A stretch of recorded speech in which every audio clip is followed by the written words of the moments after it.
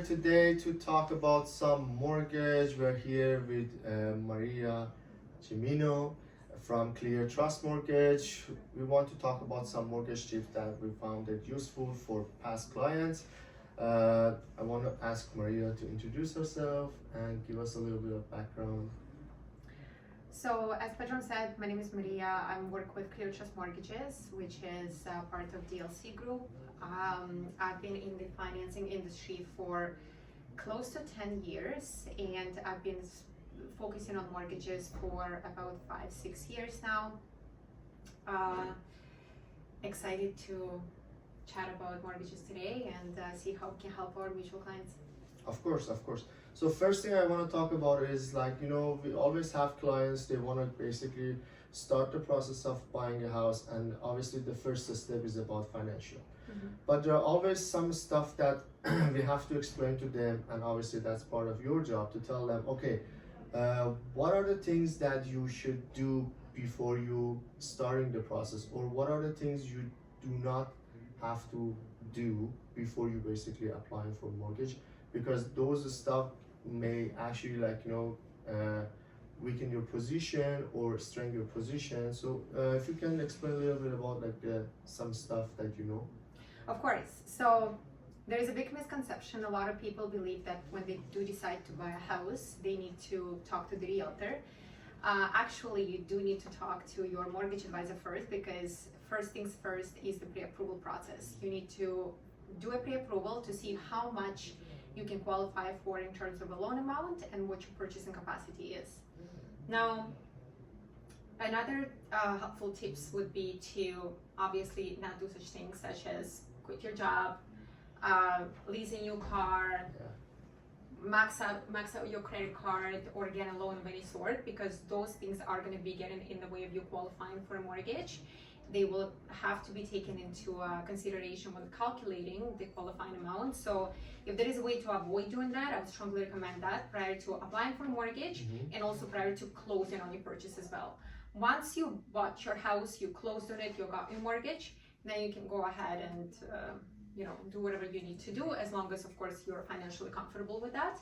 But when it comes to qualifying and waiting to close on a property, try to stay put, not do anything, like I said, such as maxing out your credit cards, getting your cars, quitting your jobs, and things like that.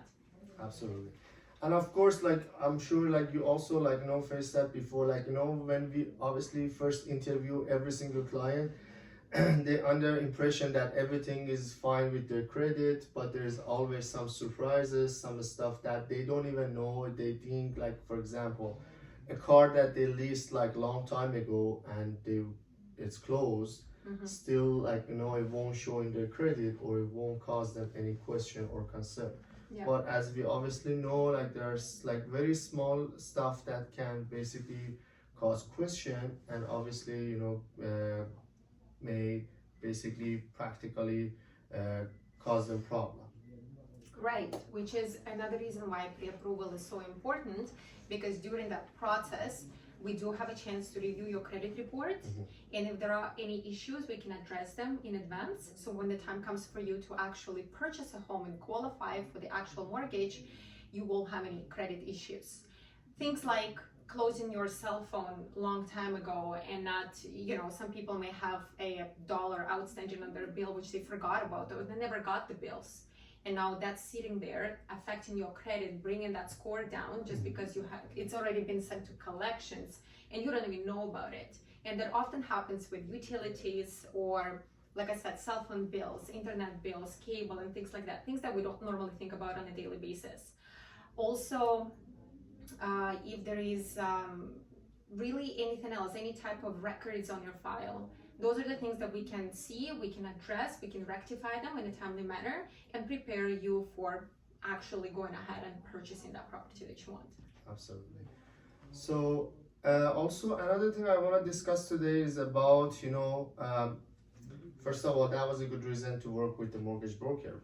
However, I want to basically discuss why sometime or most of the time we need to go to a mortgage broker versus to go to bank. So most of the people believe that, okay, why should I use a mortgage broker? I can easily go to bank and then basically get my mortgage from there. But I want you to basically give some explanation of why and how that can help them to get a higher price or stuff like that. Of course. So there are a few benefits of working with a mortgage agent. Those include the fact that we work with multiple lenders. We have access to many financial institutions, A, scheduled banks, B, lenders, monoline lenders, private lenders. So we always have solutions for everyone. We also do the shopping around for you. So if you go to a specific bank, they pull your credit bureau, they apply for a product in that bank. If you get a decline, you now have to go to a different bank. They're gonna pull your credit bureau. They're gonna apply for a mortgage there. You get declined, you're gonna go to a third bank. You get all these hits on your credit. Whereas with us, we pull your credit report once, and then we transmit it to all the banks we are sending your applications to. So we're basically only doing one hit on your credit report, but then we're applying to so many banks at once. And this way, that allows us to not just save your credit score, not affect it in any way, but we're also choosing the best option for you. We're looking for a lowest rate, we're looking for the best terms, for any type of promotions that the banks can have. We've got access to all of this. Also, if for whatever reason we're having challenges qualifying you with one bank, we now have an option to go to a different, an alternative lender and seek help there and potentially close you with them. So basically, there is really rarely a situation where we would need to say no to a client, or we would have to tell them that we can't help them, because most of the time we do have solutions, and the client is never on their own. They're never just being told, oh, I'm sorry, we can't approve you at this bank, and now they don't know where to go and who to talk to. We are the advisors, and we're gonna talk about how we can achieve that goal, strategize, and see how we can find that solution for you and with which lender, and we're gonna take it from A to B, and you're all done with just this one person. Also, it's a relationship build business. With a bank, people get moved all the time. The turnaround there is huge. People start in one role, in a year and a half, they move on to another, and another year, they move on to a third. You're working with a mortgage agent, a year from now, they may not even be there anymore. They either moved on, got a promotion, or they got fired, or whatever, they went to a different bank. With us, we are usually doing the same thing for many years. We're building our book of business. We are there for our clients. We're working on vacations, on holidays. There's no banking hours for us. So we're always accessible. We're there for you 24/7. We're not going anywhere. If anything, we're just getting more and more and more options for you and more solutions and helping you build that wealth. Absolutely. And I think one thing to add is, like, based on our experience, usually like working with the mortgage agent give you an option to shop around, and most of the time, bank only give you the product that they have, which may or may not be suitable for different client. Yeah. But with mortgage agent, obviously, like, they have an option to, like, for from you to look around and see what would be the best option, what would be the best rate, based on the client and based on their situation. Exactly. Depending on the type of income, the income itself, the life situation, the financials, a lot of things, right? How many properties you own, whether you're looking to build an investment portfolio, and you're buying your first home. That's what we're gonna go over, and that's how we're gonna figure out how to help you best.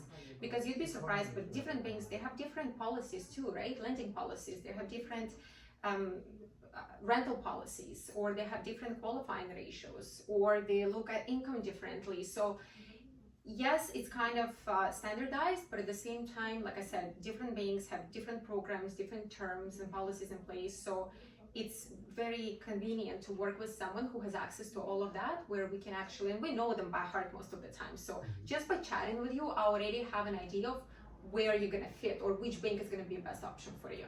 I see. So now let's talk about the very popular subject, especially with this market. We all know that, like, the rates has gone up a lot, and most of the people, like, scared of even come forward to purchase a home because of the payments, because of the situation and what's going to happen to the market. There are some options when we talk to them, and when we talk to, obviously, mortgage agents, and one of them is basically maybe apply to get a fixed mortgage versus variable. So what would you suggest, and based on your experience, what do you think would be option for some people that may scared to move forward with purchasing a house? Well, realistically, no one has a crystal ball. No one knows what's going to happen with the market, with interest rates, right? We can kind of think we can predict it, but we can't in reality. What I usually try to go by is the fact that life happens, life goes on. People need to upsize, downsize, people grow their families, they have to move regardless, right? Of course. So we have to deal with the situation on hand right now. These are the rates, this is where the rates are right now. And for those people who have to buy, they have to buy, and it is what it is basically, right? Now, when it comes to choosing which rate or term is better for you, you can look at different things. So for example, I usually advocate for a variable rate just because it gives it better flexibility in my mind. With variable rates, you can break your mortgage at any time. The penalty is always going to be the same. The penalty is only 3 months interest when it comes to variable rate. When it comes to fixed rate, penalties are called interest rate differentials. They're calculated by the system at the time of you breaking the mortgage, and typically they're much higher than if you went with a variable rate. Mind you, today, in today's rate environment, even variable rate penalties are pretty high. But at least, like I said, it gives you that flexibility, because no matter at which point you do decide to pay off your mortgage, if you decide to sell or refinance, you can always calculate what the penalty would be. And in the past, it used to be lower because the interest rates were lower.